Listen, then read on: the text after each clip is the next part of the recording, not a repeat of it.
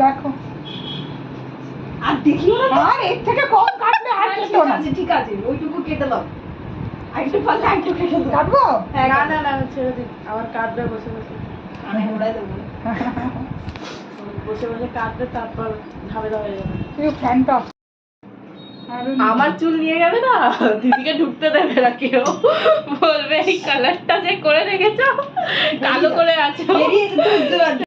থেকে বাবা না করা থাক আমার মা খুব ভালো তাহলে সত্যি গো আমার মা না আমাকে বলে কি সুন্দর লাগছিস বাবু না